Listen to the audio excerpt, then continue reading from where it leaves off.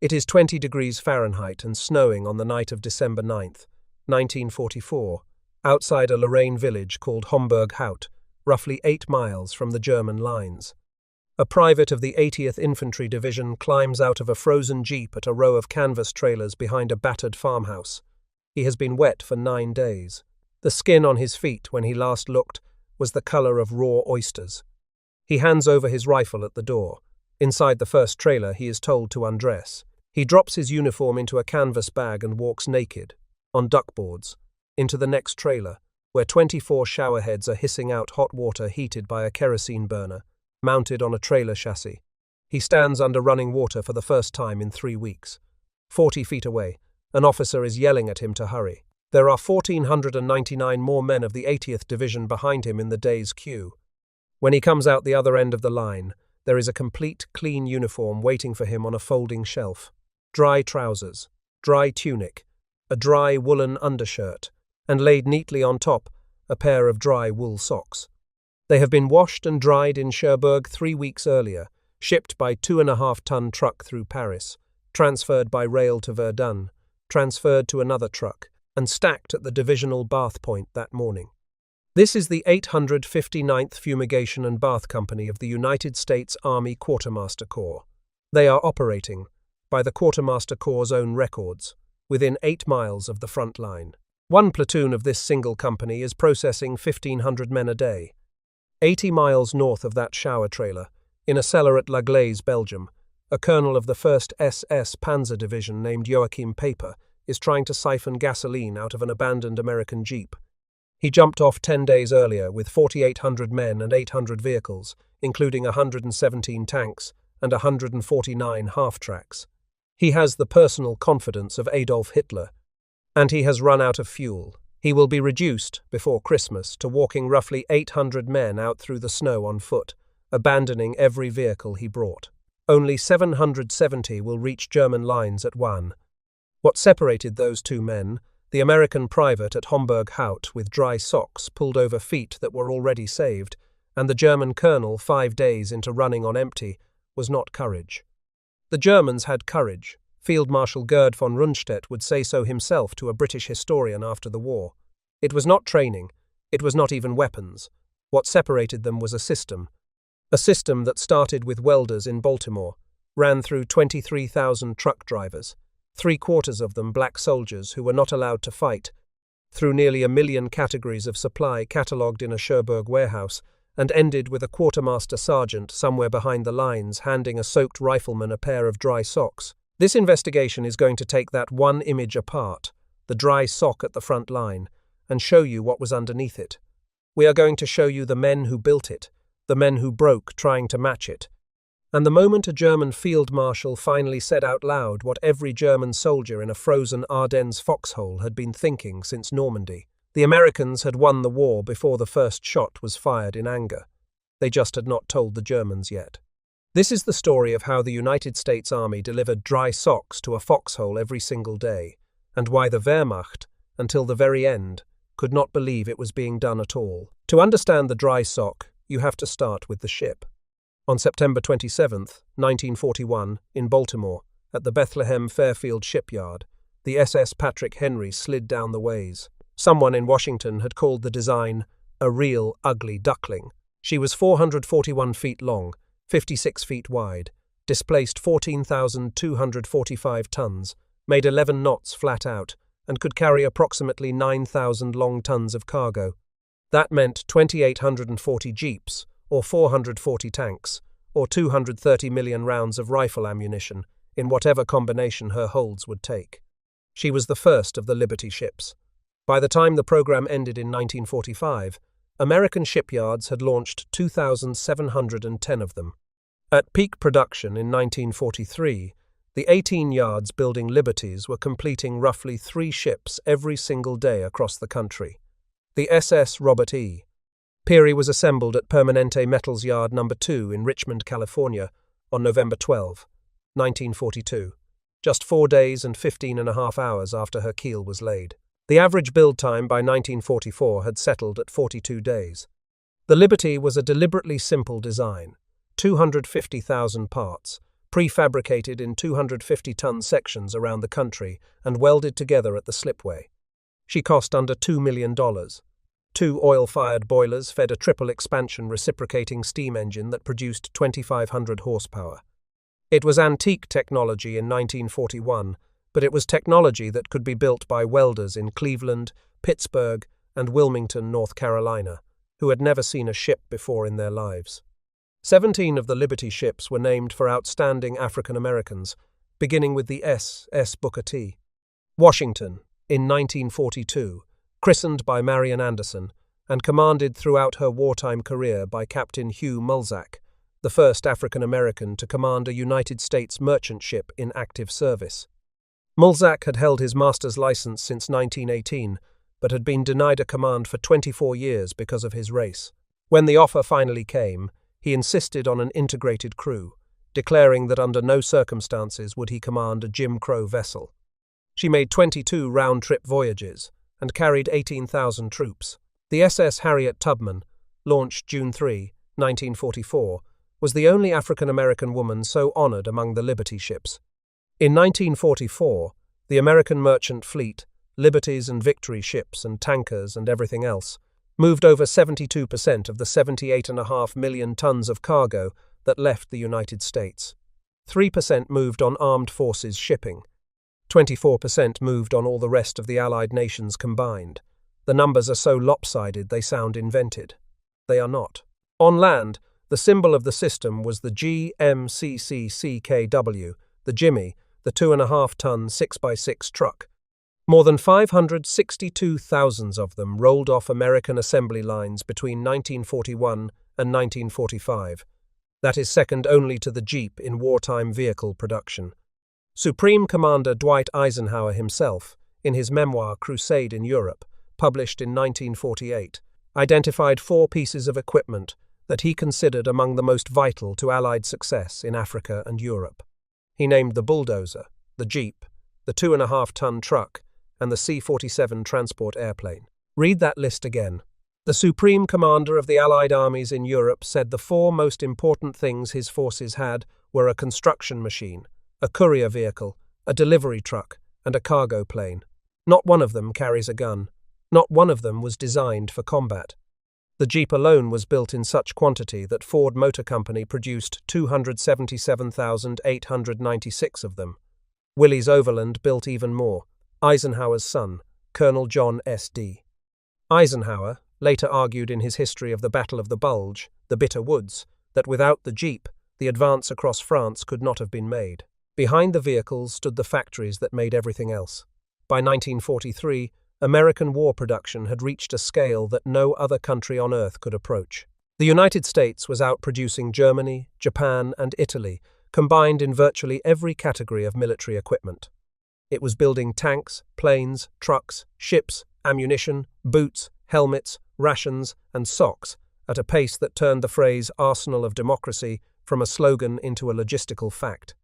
A country that had been deep in economic depression a decade earlier was now the industrial engine of the entire Allied war effort.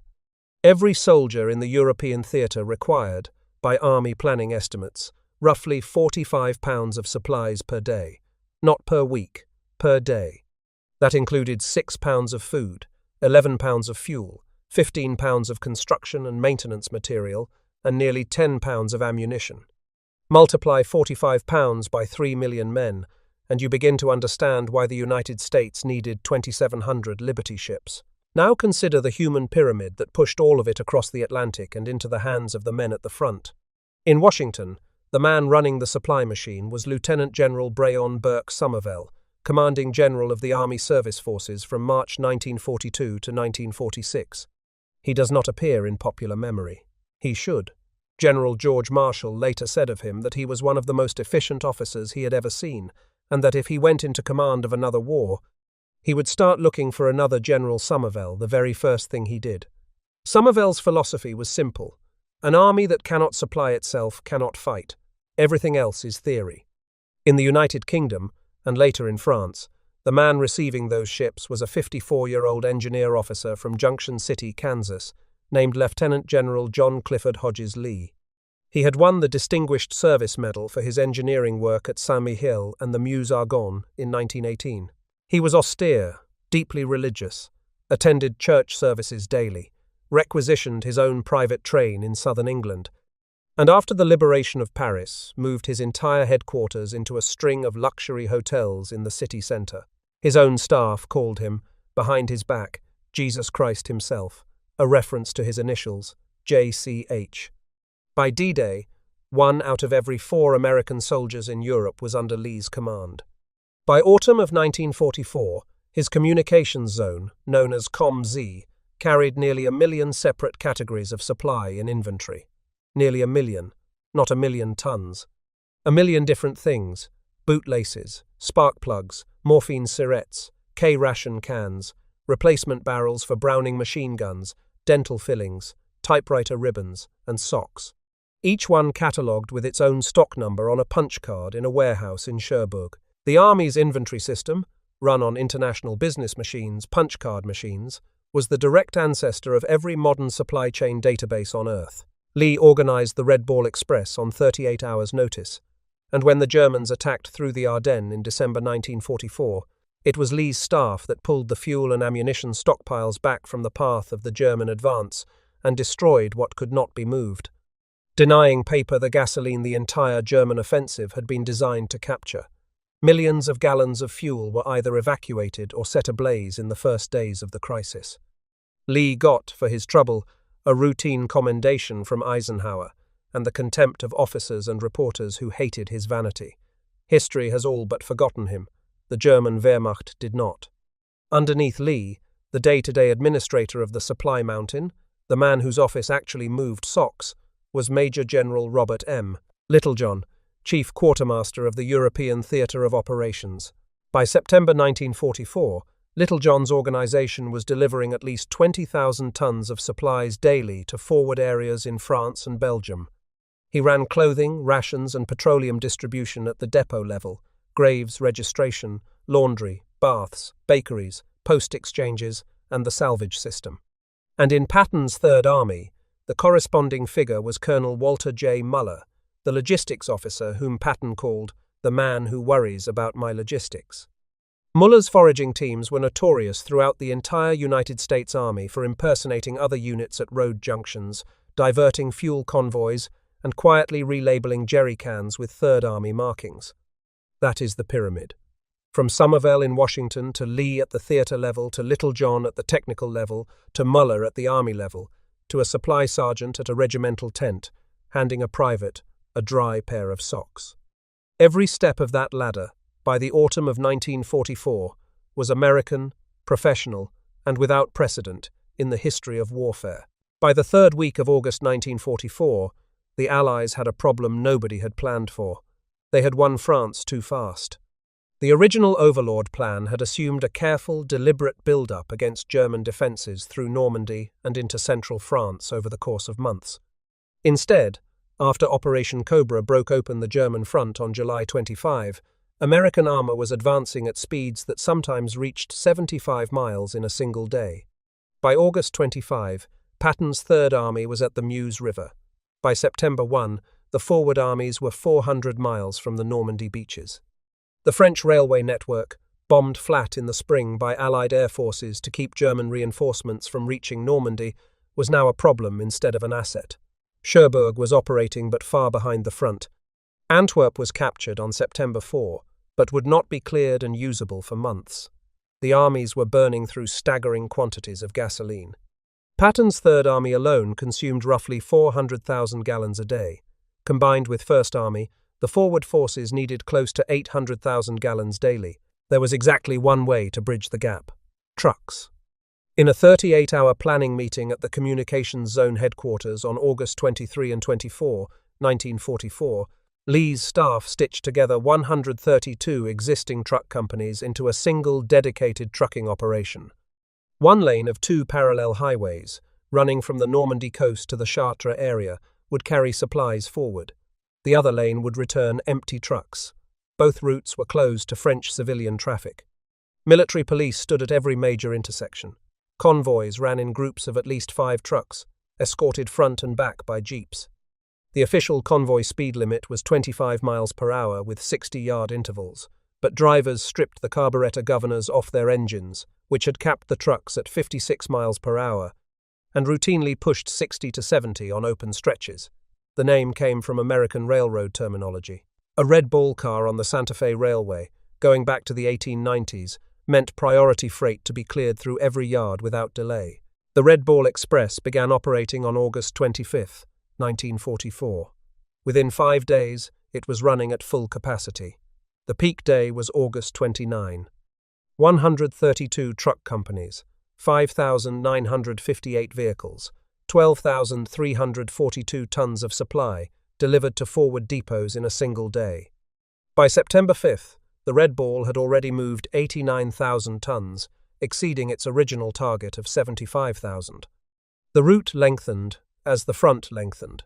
By mid-September, the Red Ball was running 750 miles round-trip to support 1st Army and 670 miles round-trip to support 3rd Army. Some trucks went as far forward as Verdun and Metz. When the system shut down on November 16, 1944, after Antwerp became operational and pipelines were laid, the Red Ball Express had moved 412,193 tons of fuel, ammunition, rations, medical supplies, and equipment to 28 different divisions in 82 days of operation. 75% of the 23,000 drivers and loaders who made that happen were African American soldiers. The National World War II Museum states it directly. 75% of Red Ball Express drivers were African American servicemen. The United States Army, in 1944, did not believe that black men could fight. It was wrong, and the men of the 761st Tank Battalion, the 92nd Infantry Division, the Tuskegee Airmen, and thousands of other units would prove it wrong. But because the Army at the start of the war held that prejudice, black soldiers were funneled in disproportionate numbers into segregated quartermaster and transportation units. So, when the supply crisis hit in August 1944, the men who saved the entire campaign were the men the Army had decided were not fit for combat. This is one of the most morally uncomfortable facts of the Second World War. The white American Combat Army of 1944 was rescued from logistical collapse by the segregated black support army that white officers had largely written off. We have names, we should use them. Corporal Charles H. Johnson of the 783rd Military Police Battalion was photographed on September 5, 1944, waving on a Red Ball convoy near Alencon, France. That photograph is one of the defining images of the American Army in Europe. It is in the National Archives. James Rookard, a 19-year-old driver from Maple Heights, Ohio, remembered it this way. There were dead bodies and dead horses on the highways after bombs dropped. I was scared, but I did my job, hoping for the best. Being young and about 4,000 miles away from home, anybody would be scared. Washington Rector of the 3,916th Quartermaster Truck Company recalled it plainly. You accepted discrimination. We were warned not to fraternize with whites for fear problems would arise. Ernest Myers of the 3,214th Quartermaster Service Company put it simply. We wanted to make an impression for the people back home. The convoys ran day and night, in pitch black under blackout regulations, with loads stacked twice as high as the truck cabs.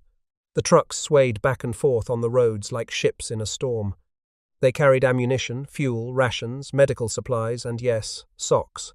The drivers were not allowed to use headlights. They navigated by the faint glow of cat-eye blackout lamps, small slits of light barely visible from 20 feet away.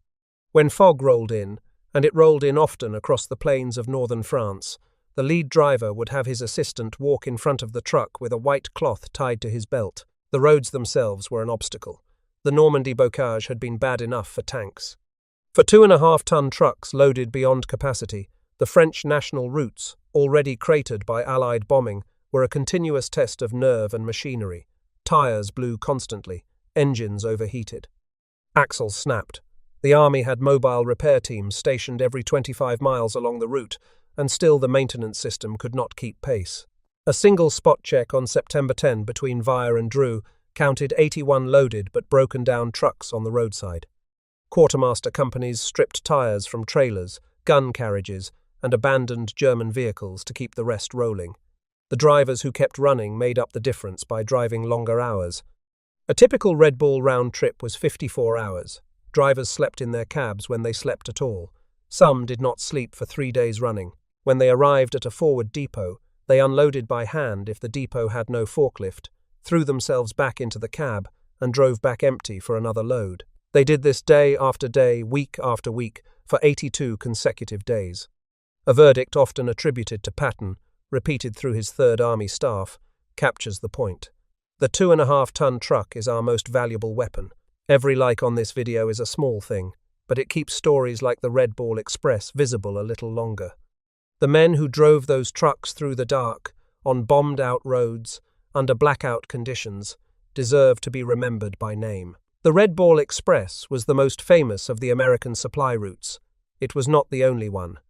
By the end of the war, the army in Europe was running the Green Diamond Express around Cherbourg, the White Ball Express from Le Havre to Paris, the Lions Express from Bayeux to Brussels, the ABC Express from Antwerp eastward, and the XYZ Express, established March 25, 1945, pushing up to 24,000 tons a day across the Rhine.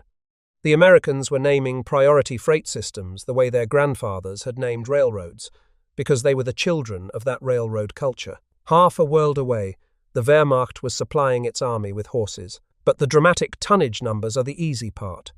The harder, stranger, more impressive question is how the system actually delivered a clean pair of wool socks to a specific man in a specific foxhole on a specific freezing night along the Saar River.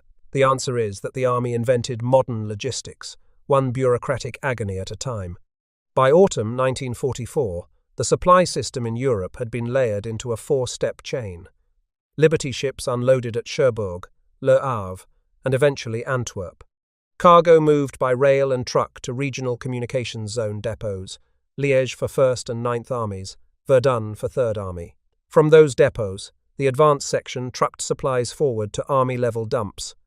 Army-level dumps issued to corps, corps to divisions, divisions to regiments, regiments to companies, companies to platoons, platoons to individual riflemen. At every link in that chain, a clerk somewhere was writing a requisition number on a form in triplicate. Inside that pyramid, the most ingenious and forgotten innovation was the Quartermaster Fumigation and Bath Company. The army went into Europe knowing exactly what trench foot was. It had been the great miserable disease of 1917 and 1918. The Quartermaster Corps had developed the shoepack, a rubber lower boot with a leather upper, designed to be worn with heavy wool socks, and had produced it for issue by mid-1944. It also produced enormous quantities of cushioned sole socks, 50% wool and 50% cotton, introduced in 1942, which became the standard issue of the war. The problem was that the planners in May of 1944 had decided the European war would be over before winter. The office of the chief quartermaster told the Preventive Medicine Division that the problem of cold injury had been solved, as far as the feet were concerned, by the combination of heavy socks and shoepacks, and that they would be available in the theatre in time for winter. They were not. The shoepacks did not arrive in sufficient quantity until January 1945 in many units. The plague hit in November. In that single month, the 79th Infantry Division of 7th Army had 1,400 battle casualties and 210 trench foot casualties. The 328th Infantry Regiment in Lorraine evacuated more than 500 men in 4 days during one engagement from a combination of trench, foot, and exposure, more men than its battle losses alone. One company of the 11th Infantry Regiment, during the Metz drive, was reduced to 14 men available for duty, chiefly because of trench foot. The 358th Infantry Regiment lost roughly 60% of its effective strength to combined battle and cold injury casualties, trying to penetrate the Orscholz line. The official Army Medical Department history, cold injury ground type, states explicitly that approximately 46,000 cases of cold injury occurred in the European theatre during the fall and winter of 1944 to 1945. The more complete statistics bring the number to approximately 71,000 cases. About 90% of those casualties were riflemen, the men who actually held the line. That is the equivalent of the entire rifle strength of several infantry divisions, gone from the fighting without a single German bullet being fired. General Omar Bradley wrote that by the end of January 1945, cold injury had seriously crippled United States fighting strength in Europe. The condition had come upon the armies partly because the possibility of its occurrence had been ignored. The scale of the failure becomes even clearer in comparison. The British Army, fighting alongside the American Fifth Army in the same Italian mountains during the winter of 1943 to 1944, lost only 102 men to trench foot against over 4,500 battle casualties. That is a ratio of roughly 1 cold injury for every 45 battle casualties. The American Fifth Army in the same campaign window had over 4,500 cold injuries against roughly 17,900 battle casualties, a ratio of roughly 1 to 4. The Army Medical Department's own analysis of the difference was blunt. It pointed to the excellent boots with which British troops were provided and the heavy wool socks they used. In plain language, the Americans got their feet wrecked because they were wearing the wrong boots in the wrong weather.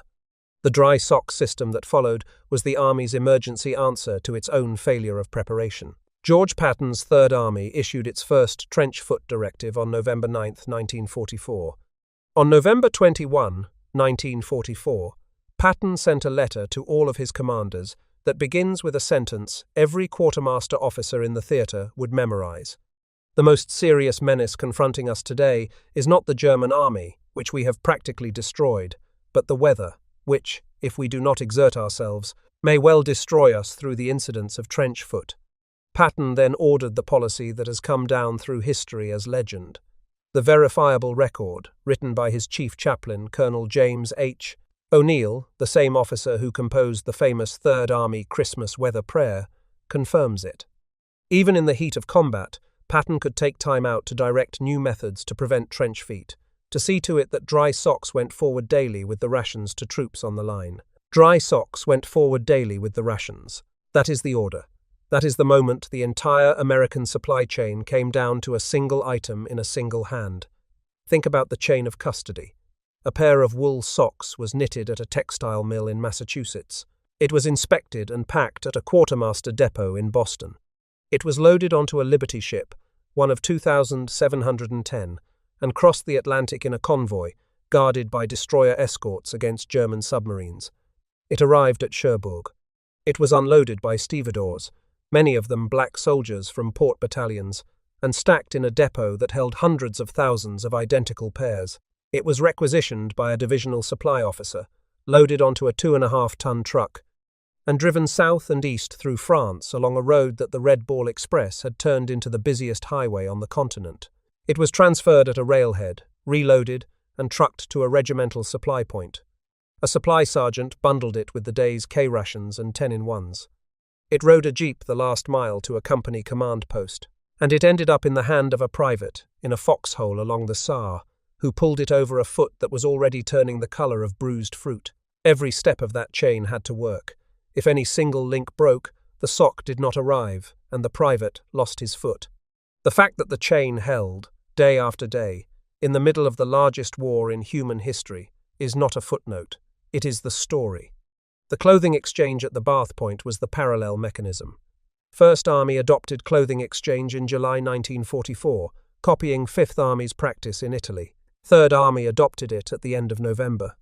A soldier coming back from the line at a divisional or corps shower point would hand his soaked uniform and socks to a clerk at the door, shower in a quartermaster trailer, and be handed a complete clean set of clothing, including dry socks, at the exit.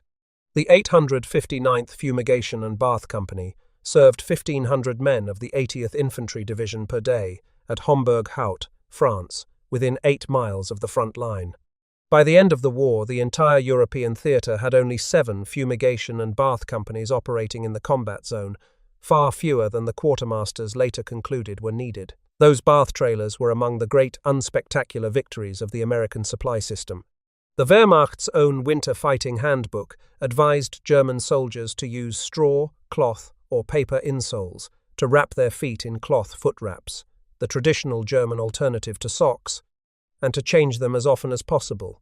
As often as possible in practice meant when you could find a moment and when you had a spare piece of cloth.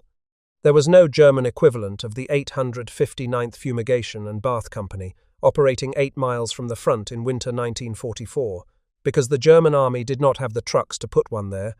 did not have the fuel to heat one, did not have the depot system to supply one, and did not have the laundry chain to wash a fresh set of foot wraps for every soldier every day. A pair of dry American wool socks was a national project. A pair of dry German foot wraps was the personal responsibility of the man wearing them. It is one of the great propaganda achievements of the 20th century that we still think of the Wehrmacht as a mechanized army. That image came directly from Joseph Goebbels. He gave specific orders to Wochenschau newsreel editors that only mechanized columns were to be filmed. Tanks, motorized infantry, Stukas, panzer columns, racing across the steppe. The horse-drawn wagons trudging behind them were left out of the frame. We have spent 80 years watching that carefully edited footage in documentaries and films, and we have built our understanding of the German military around it. The image of the Blitzkrieg, the lightning war of panzers crashing through enemy lines, is one of the most successful pieces of military propaganda ever created. It convinced not just the German public but the entire world that the Wehrmacht was a fully modern, fully motorized force. It was not even close. The reality was fundamentally different.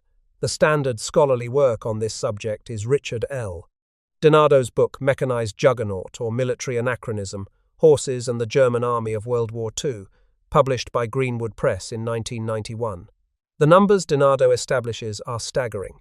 The Wehrmacht mobilized on September 1, 1939, with 514,000 horses on strength. It used approximately 2.75 million horses across the entire war. On February 1, 1945, with the Reich collapsing on every front, the Wehrmacht still carried nearly 1.2 million horses on its books, the vast majority with the army. When Operation Barbarossa kicked off on June 22, 1941, the German invasion force included approximately 3,600 tanks, 600,000 motor vehicles, and 625,000 horses for 3.5 million men. A British military observer once tried to capture the picture plainly. The bulk of the German army walked into Russia at the pace of a marching infantryman, with its supply train pulled by Belgian draft horses, while the panzer divisions raced ahead by hundreds of miles into a vacuum the foot-marching infantry could never fill. A standard German infantry division of 1944 carried, on its official table of organization, approximately 17,200 men, 600 motor vehicles, 1,400 horse-drawn vehicles, and 4,656 horses. A United States infantry division of the same year carried roughly 2,000 motor vehicles and 0 horses. That is a ratio of roughly 3-to-1 in trucks, plus 4,600 horses on the German side that the American division did not have to feed, water, shoe, or replace when they died. Horses are not equivalent to trucks. A horse needs 20 pounds of feed and 8 to 10 gallons of water per day, every day, whether it is working or standing still. A truck burns fuel only when it runs. A horse must rest. A truck does not. A horse can pull about 1.5 tons. A 2.5-ton truck hauls 2.5 tons rated, and considerably more in practice when American drivers removed the speed governors. A horse dies in extreme cold. A truck merely fails to start. Feeding those horses consumed a logistical system of its own. During the First World War, a German division could not operate more than 25 miles from a railhead before the fodder required by its horses consumed more transport space than ammunition. During Barbarossa in 1941, some German divisions were 90 miles from the nearest railhead. The arithmetic simply did not work, and the German chief of the General Staff, Franz Halder, recorded it failing in real time in his war diary. The central tragic figure of the German logistical story is Quartermaster General Eduard Wagner. He was 46 years old, an artilleryman by background, when he was appointed to the position on October 1, 1940. He was the man who actually held the German supply system together. Before Barbarossa, in the planning conferences of spring 1941, he warned the High Command that he could reliably supply the forces in Russia no more than 500 kilometers, roughly 300 miles, beyond the start line. Beyond that distance, his trucks burned more fuel, hauling fuel than they delivered. His rail capacity was bottlenecked by the need to convert Soviet broad-gauge track to German standard gauge, and his fodder ran out within range of the railheads. By November 1941, the offensive had stalled. Wagner reported to the High Command plainly, We are at the end of our personnel and material strength. Wagner is also one of the morally darkest figures of the German army. On March 26, 1941, 3 months before Barbarossa began, he signed an agreement with Reinhard Heydrich that attached 4 Einsatzgruppen to the German army groups for what were described as security operations in the rear areas. His office provided logistical support, fuel, rations, and transport for what became the systematic mass murder of Jews and others behind the front lines. Then, in 1944, Wagner joined the resistance against Hitler. He provided the airplane that flew Claus von Stauffenberg back to Berlin from Rastenburg after the July 20th bomb plot. When the conspiracy failed and arrest became certain, he shot himself on July 23, 1944. A logistician of genuine ability, an architect of genocide, a conspirator against the regime he had served. And the only senior German officer who told Hitler in writing that the invasion of Russia could not be supplied past Smolensk. He could not be invented. The logistical system Wagner ran failed repeatedly at every major test. At the Demyansk pocket in February 1942, 95,000 German soldiers and 20,000 horses were trapped inside a Soviet encirclement. The Luftwaffe burned irreplaceable transport aircraft capacity flying in fodder for the horses.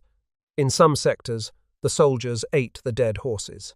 An old Russian proverb circulated through the German war diaries of that winter. The axe rebounds as a stone from a frozen horse corpse. But Demyansk was a rehearsal. Stalingrad was where the German logistical system met its public reckoning. Field Marshal Friedrich Paulus's Sixth Army was encircled on November 23, 1942. Chief of the Army General Staff Kurt Zeitzler calculated that the Sixth Army needed 750 tons of supplies a day to fight as a field army. The bare minimum, the survival floor, was 300 tons a day. A workable operating requirement was 500 tons. On November 27, 1942, in a heated confrontation with Chief of Staff Kurt Zeitzler, Reichsmarschall Hermann Goering reaffirmed his promise to Hitler that the Luftwaffe would supply the Sixth Army by air. He guaranteed 500 tons a day. The historian Joel Hayward, in his study Stopped at Stalingrad, published in 1998, establishes that the airlift actually averaged approximately 117 tons per day. That is less than a quarter of what Goering had promised. The Luftwaffe flew nearly 4,500 sorties into the pocket. It lost 488 transport aircraft, including 274 destroyed or missing in action and 214 written off from damage. Approximately 1,000 aircrew were killed. Of what was actually delivered, only about 600 tons were fuel, 1,122 tons were ammunition, 2,020 tons were rations, and 129 tons were miscellaneous supplies. Inside the pocket, the Sixth Army could not feed or graze its horses. Paulus's quartermaster sent them rearward, and when the encirclement closed, the troops were cut off from their own draft animals. The Sixth Army surrendered on February 2, 1943. 18 months later, the Americans got to run their own version of the experiment in reverse. On December 16, 1944, the Wehrmacht launched its final great offensive in the West. 28 German divisions, including some of the finest armoured formations remaining to the Reich, attacked thinly held American lines through the dense Ardennes forest. The German planning rested on 3 critical assumptions. First, that surprise and bad weather would give them 4 days to break through. Second, that they would reach the Meuse River by day 5 or 6. Third, and most desperately, because German tank divisions started the offensive with fuel for only about a quarter of the distance to Antwerp, they would capture American gasoline dumps to keep going. All 3 assumptions failed. The third failed because of John C.H. Lee. When the breakthrough began, Lee's communications zone staff pulled every gallon of fuel back from the German path of advance and destroyed what could not be moved. Piper's Kampfgruppe of the 1st SS Panzer Division reached the area around Stoumont and La Glaise, found only dry dumps and smouldering warehouses, and ran out of fuel. By December 23, his tanks were dead in their tracks. Meanwhile, at the road junction of Bastogne, Brigadier General Anthony McAuliffe's 101st Airborne Division pulled out of rest in France and moved 100 miles north in open trucks within hours, held the crossroads the entire German offensive depended on. By December 22, the 101st was surrounded. The German commander sent a written surrender ultimatum. McAuliffe replied with a single word: nuts. Colonel Joseph Harper, commanding the 327th Glider Infantry Regiment, delivered the message and translated the American slang for the German officer. It means, go to hell. What followed was the cleanest single demonstration in the entire war of what American logistics could accomplish under pressure. The weather broke on December 23. The 9th Troop Carrier Command launched the first wave of supply aircraft. Pathfinder teams jumped at first light to set up radar beacons inside the perimeter. In the 4 hours after the beacons were established, 241 C-47s dropped 144 tons of supplies onto a tight drop zone west of the town. The bundles floated down under brightly coloured parachute canopies, each colour coded by cargo type so recovery teams on the ground could spot what they needed and get it to the right unit. Over 5 days, from December 23 to December 27, 1944, 962 C-47s delivered 1,020.7 tons of supplies by parachute, including 4,900 gallons of gasoline, plus 92.4 tons by glider, including 2,975 gallons of additional fuel. On December 27 alone, 35 gliders flew through heavy anti-aircraft fire, carrying 103 tons of ammunition that could not be safely packed in parachute containers. The drop accuracy was approximately 95%. Think about what those numbers mean. A surrounded garrison, cut off from every road, was receiving by air in 5 days more supply tonnage than the entire German 6th Army received in 71 days of airlift at Stalingrad. The comparison is not accidental. It is the entire point. 2 surrounded forces, 2 air supply operations, and 2 logistics systems. One worked, one did not. Behind the lines, George Patton was executing what remains the most studied operational pivot in American military history. On December 19, at Eisenhower's emergency conference at Verdun, Patton was asked when he could disengage from his offensive along the Saar and swing north to relieve Bastogne. Patton answered, 48 hours. The other generals in the room thought he was bluffing. He was not. Colonel Walter Muller, Patton's logistics officer, had already begun positioning fuel and ammunition along the roads Patton would need, anticipating the order before it came. Patton's staff, with Muller driving the logistics dimension, had prepared 3 contingency plans before the Verdun conference even convened. Each plan corresponded to a different axis of advance. When Patton told Eisenhower 48 hours, he was not guessing. He was reading from a plan his staff had already drafted. Over the next 2 days, 3rd Army pivoted 90 degrees from an east-facing attack to a north-facing relief operation. 3 full divisions, the 4th Armoured, the 26th Infantry, and the 80th Infantry, disengaged from active combat, turned north, and advanced through freezing conditions on roads clogged with retreating units. Lieutenant Colonel Creighton Abrams led the 37th Tank Battalion of the 4th Armoured Division through the German encirclement on the evening of December 26. That pivot, moving an entire army's fuel, ammunition, rations, and replacement equipment 90 degrees across winter roads choked with retreating traffic, would not have been possible without 3 years of Lee, Littlejohn, Muller, and the culture the Red Ball had built. Between Stalingrad and Bastogne, a piece of geometry reversed itself. In 1942, the Germans asked a logistically crippled air force to keep an army alive. They could not do it.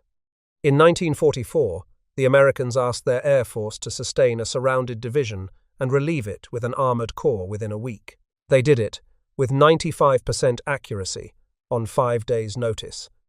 If your father or grandfather served in the Second World War, in any branch, in any theatre, I would be honoured to read their story in the comments. What unit?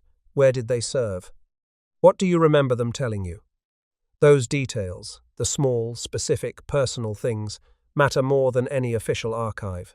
They are the actual record of what happened, and they deserve to be preserved by the families who carry them. If the American supply system was so obviously superior, we should expect to find German generals admitting it in their own words.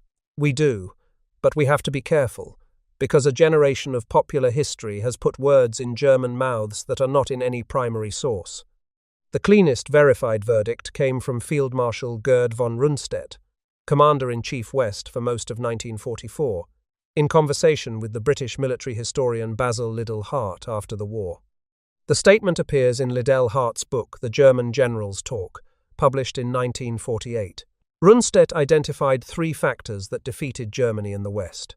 First, the unheard-of superiority of Allied air power, which made all movement in daytime impossible.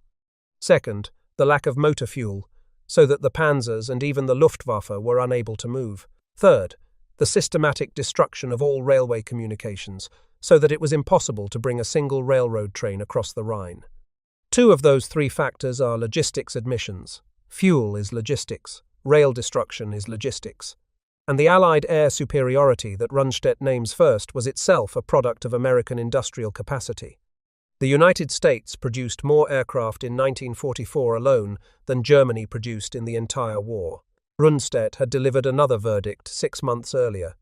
On July 1, 1944, 3 weeks after D-Day, Field Marshal Wilhelm Keitel, at the German High Command, asked Rundstedt by telephone what should be done in Normandy.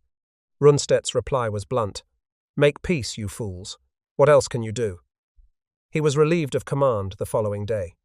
The testimony of Lieutenant General Fritz Bayerlein, commander of the Panzer Lehr Division, recorded in his post-war interrogation, captured what the American supply system looked like from the receiving end. Describing the carpet bombing at Operation Cobra on July 25, 1944, Bayerlein said that the bomb carpets were laid back and forth, artillery positions wiped out, tanks overturned and buried, infantry positions flattened, and all roads and tracks destroyed.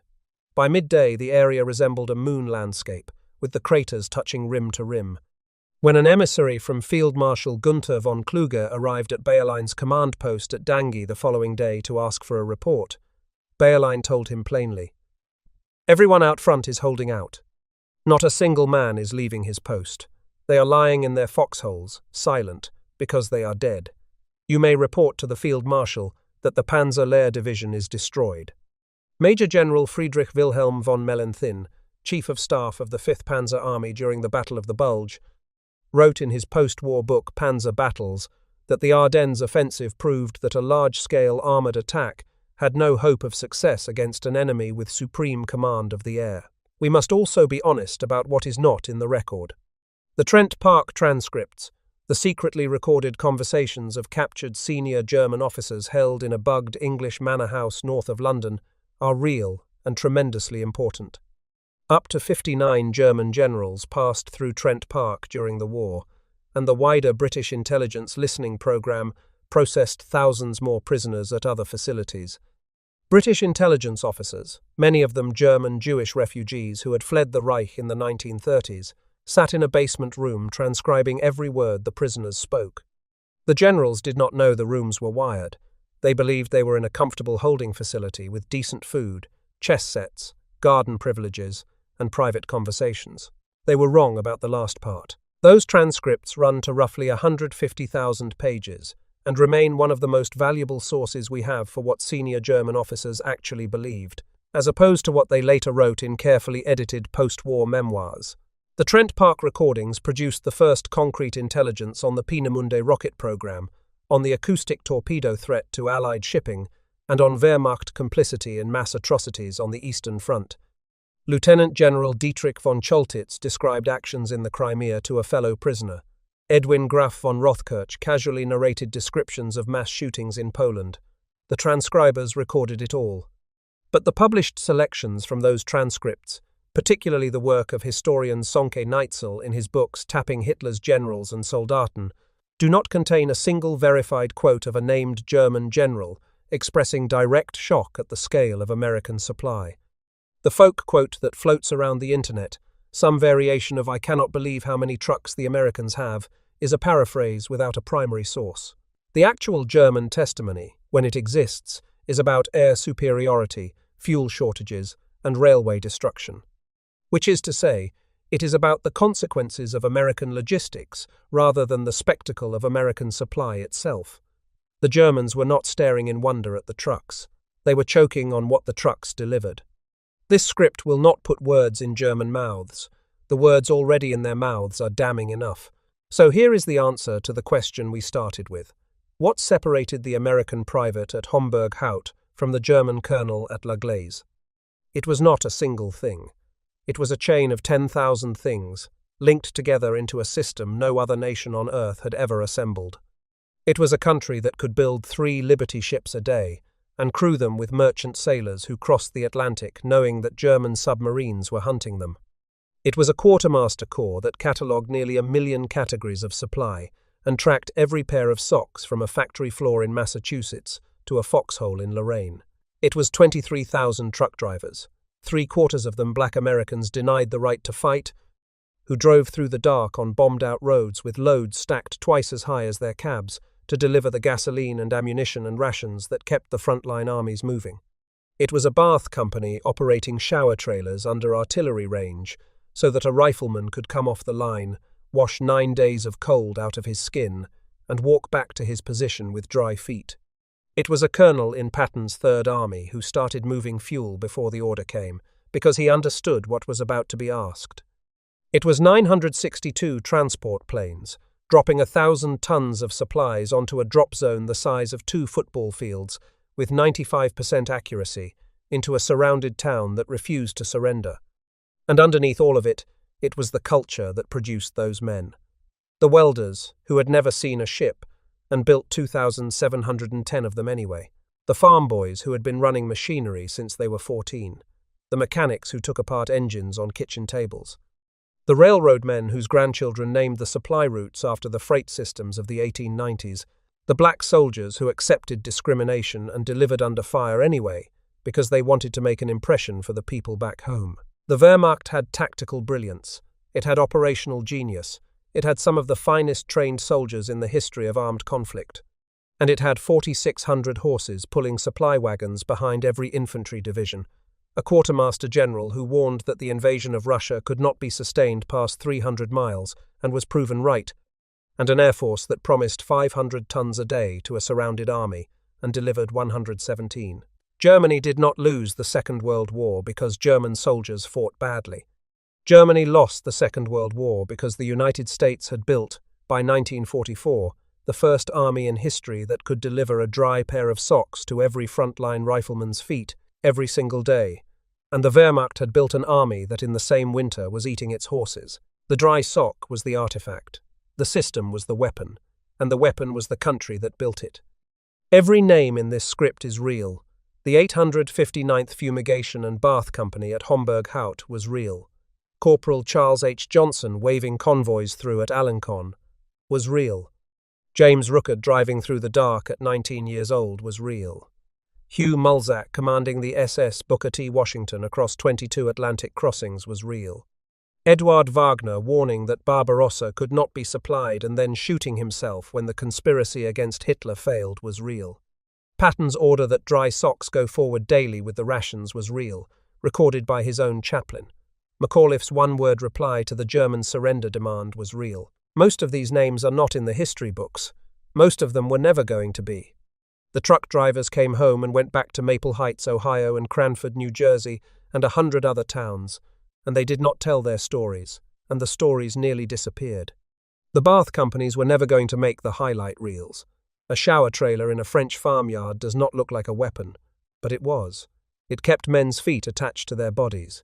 It kept riflemen in foxholes instead of hospitals, and it won the war as surely as any tank or bomber ever did. You can stand today in a Belgian field outside the village of Hemroul. There is a marker.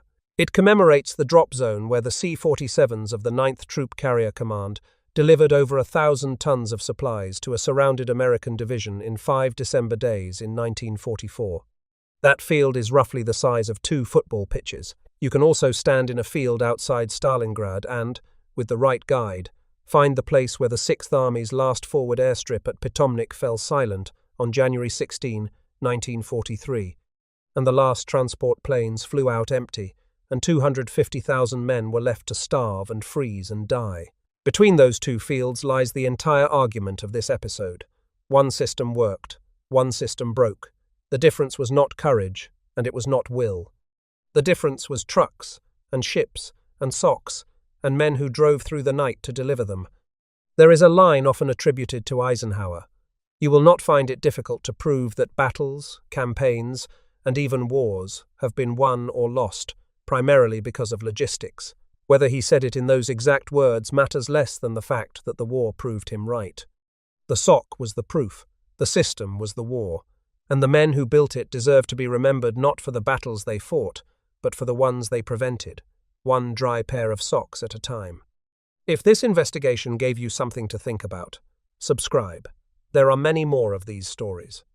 Most of them are about ordinary men in ordinary uniforms who kept an army alive without ever pulling a trigger, and who came home to a country that never quite understood what they had done. They deserve to be remembered. Not the machinery, not the tonnage, not the numbers, but the men who drove through the dark,